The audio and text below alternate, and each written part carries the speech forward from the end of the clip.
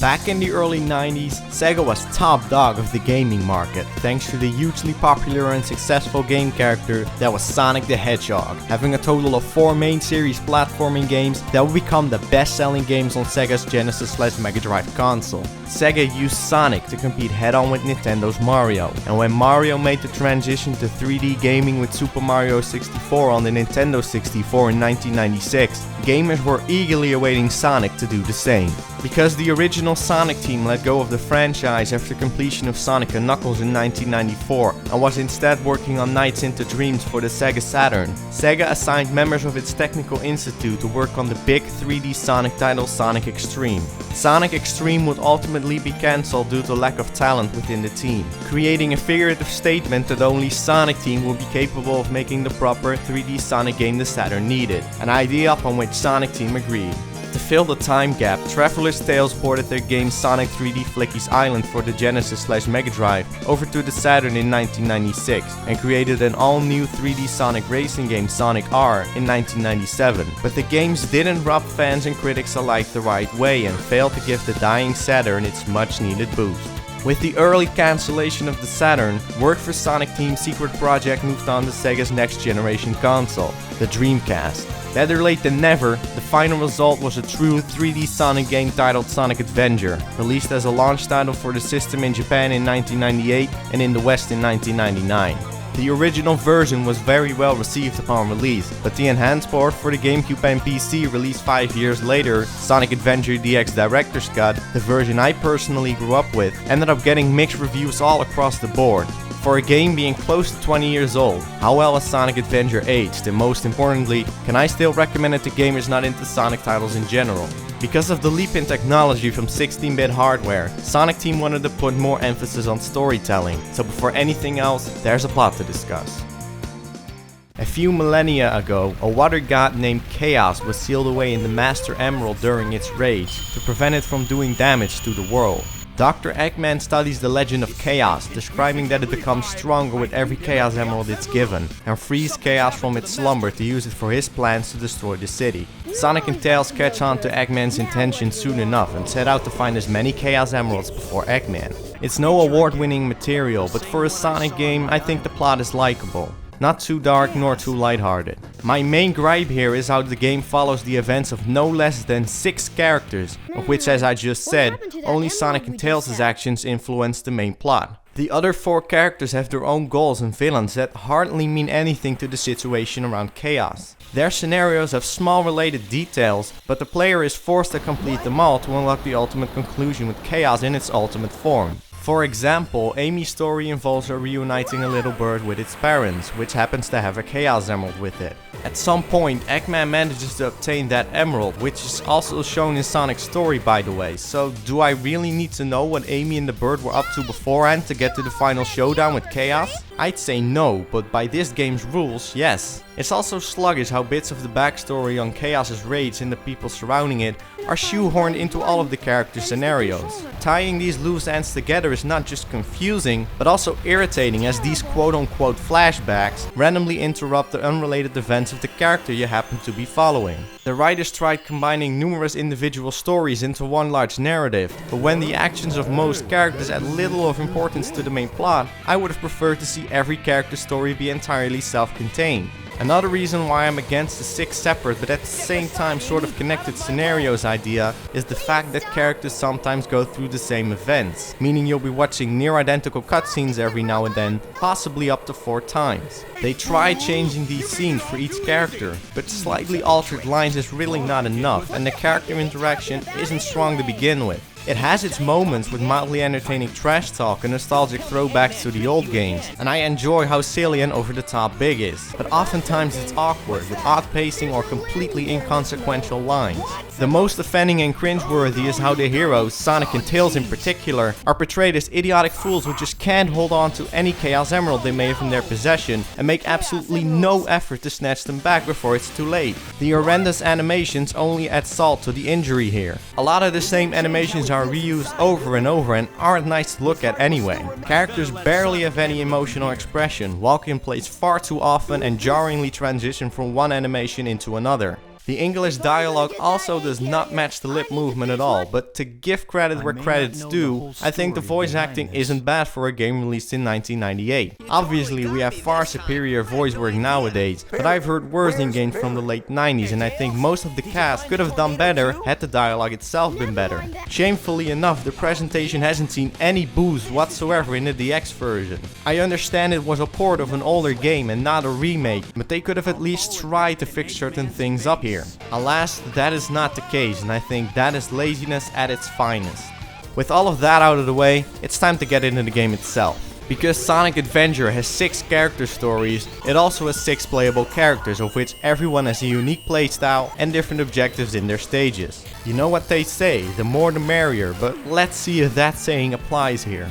Sonic's gameplay is his famously dazzling platforming brought into a 3-dimensional field. There are loops to run through, enemies to kill with animals to save, rings to collect and springs to bounce off of. Almost everything you find in the classic titles is here and accounted for. Sonic himself is a joy to be the boss over, thanks to the instantaneous spin dash, his new homing attack technique that allows him to take out nearby enemies efficiently, and very tight controls. There are 10 stages you go through as Sonic, and with the exception of 1 or 2 of them, they have very enjoyable level design all around, with various pathways to take and lots of hidden item boxes to discover. There are also some level specific gimmicks that admittedly don't always work well, mostly talking about the broken anti-gravity in Skydeck, but the ones that do add just that little bit more to the gameplay and help setting the stages apart from each other. The beauty of Sonic's gameplay is being able to play the way you want. You can take your time to explore and mess about casually, learn to master the controls and level layouts for countless hours of speedrunning fun, or try to find the best middle ground. It's up to you, and almost every aspect here encourages you to experiment, making Sonic's part of Sonic Adventure very replayable.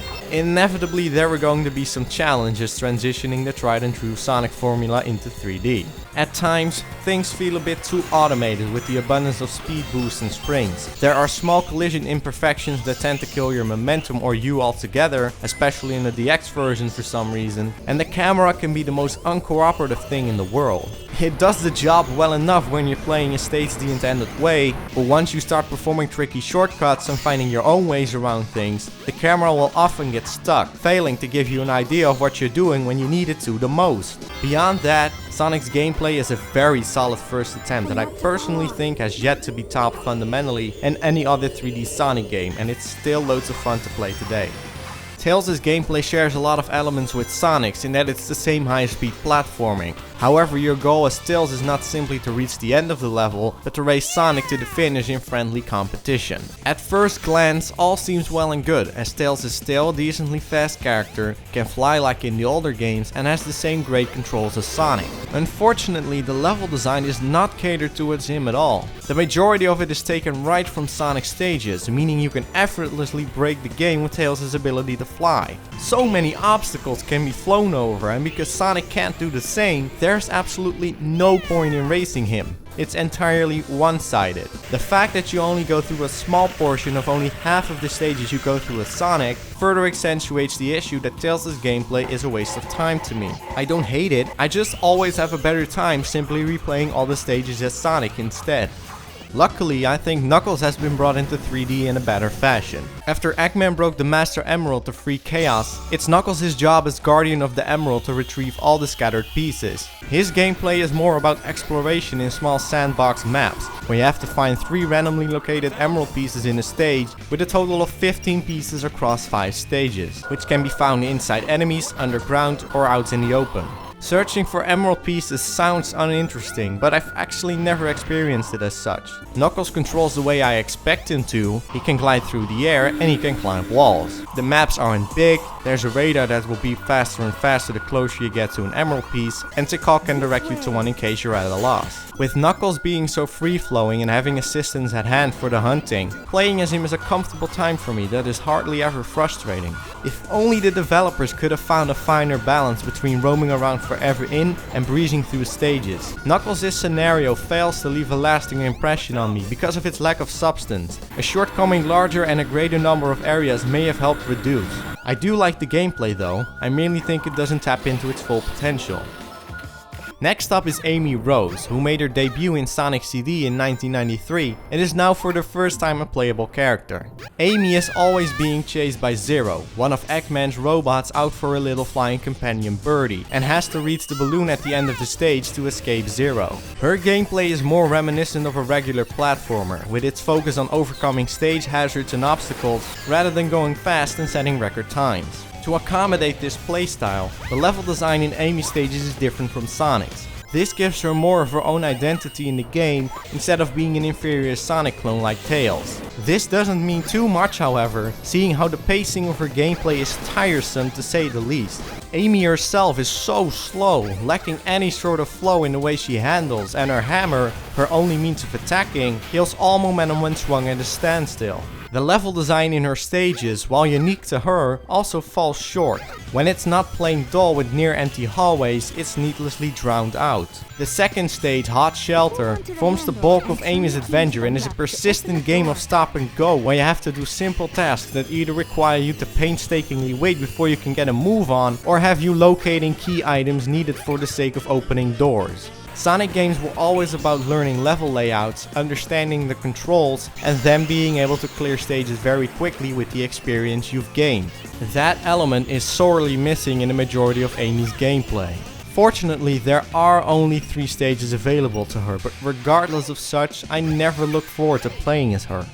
In response to requests from fans to add shooting components to their titles, Sonic Team developed the character E102 Gamma for Sonic Adventure. As Gamma, you'll be targeting and shooting down enemies to add extra seconds to a timer that, for unexplained reasons, is on a countdown and trying to reach one of the other E-series robots for a battle. It's the most basic platforming you can get, only with a character that fires at foes instead of one that jumps on them. Similarly to Tails' gameplay, I view Gammas as something that is just there because of how mind-numbingly easy it is. The encounters with the other robots are button mashers you can literally win by repeatedly tapping the shoot button. The time limits are the most generous I've seen in any game, and Gamma itself is a walking tank that obliterates anything standing in its way without the slightest bit of effort, and can easily hover over any pits for stage hazards. Throw in a recycled level design for 4 out of 5 stages for good measure, and I think you've got a playstyle that, at its best moments, is mildly entertaining, but more often than not a repetitive and mindless shooting festival. Conceptually, both Tails and Gamma have potential to be valuable characters in the game,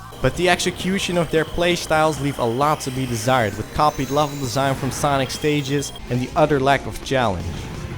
Last but certainly not least, we have Big the Cat. Big is nothing like the rest with his totally unrelated gameplay.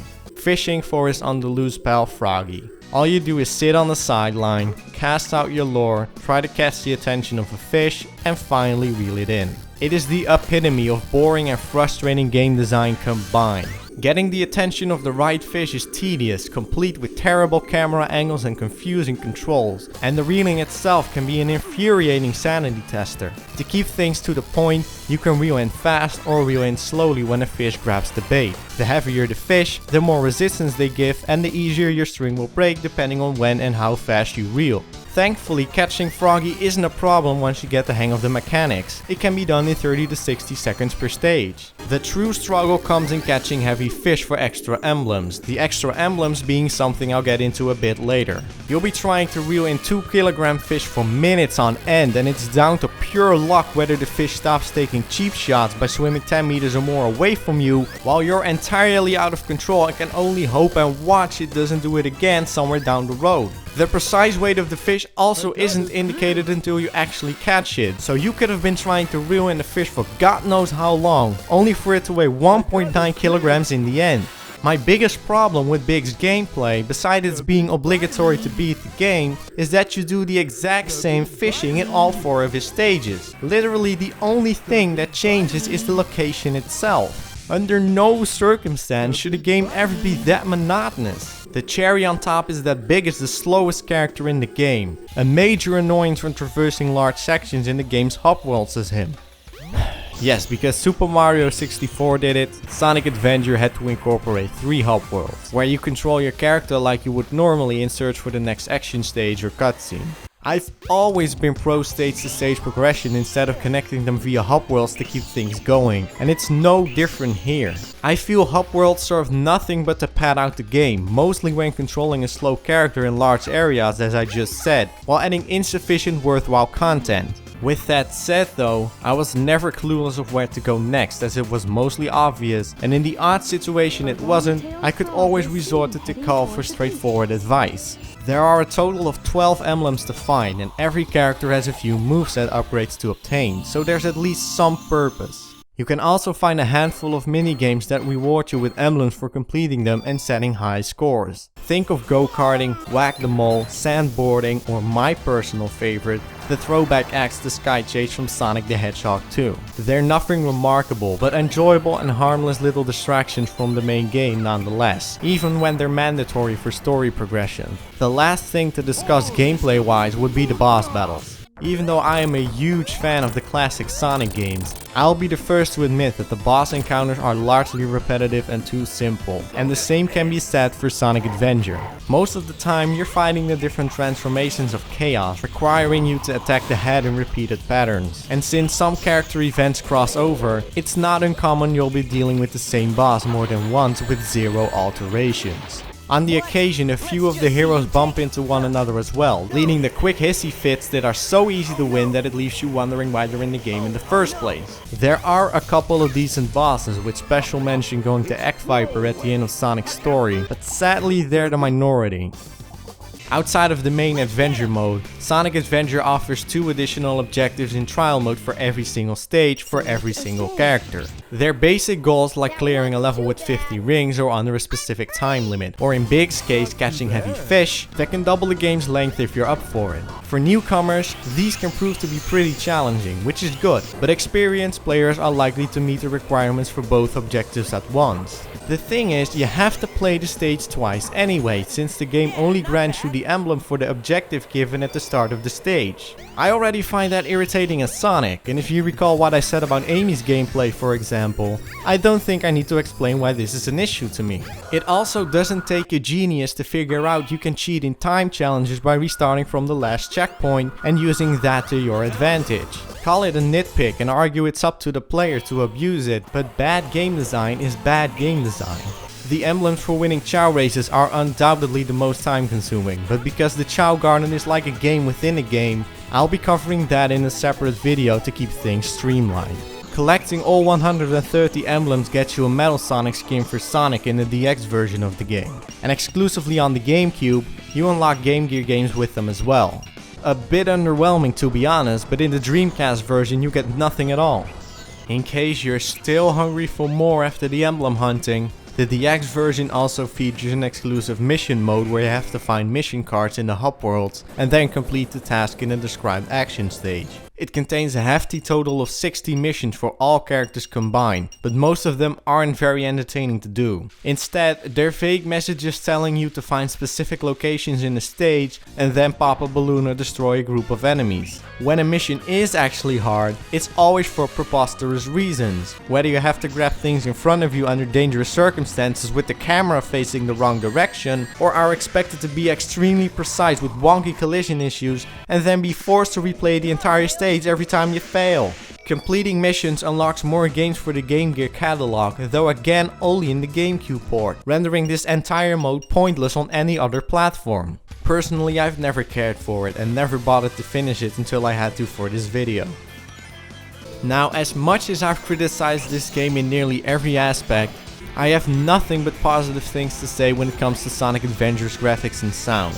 Both from an aesthetic and technical viewpoint, the visuals are amazing for a Dreamcast launch title. At the time, this must have been one of the best looking games ever with its colorful, detailed and expansive environments.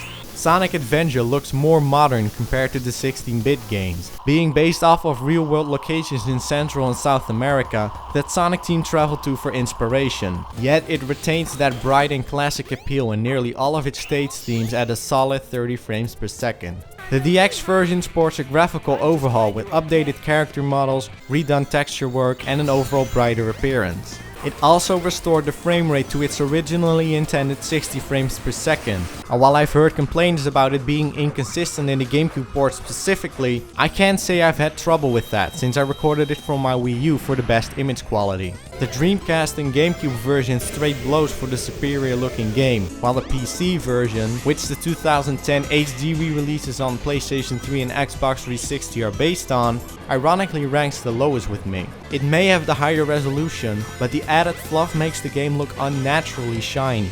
Then there's the soundtrack, composed by Jun Tsunui, Fumiko Matani, Kenichi Tokoi and Masaru Setsumaru. Sonic games have always been known to deliver good to amazing soundtracks, and Sonic Adventures is certainly an outstanding one. The official albums together contain a total of 74 tracks, as each section in the game has its own piece accompanying it, making for a very diversified and fitting listening experience. Not all songs can be winners, but when 70 to 80% of them are, that's pretty impressive considering the sheer amount found here. Combining revamped older tunes, new compositions in many different genres and captivating cutscene music into one package, this is one of the more memorable scores in gaming for me. Words cannot do great music justice, so just listen for yourself.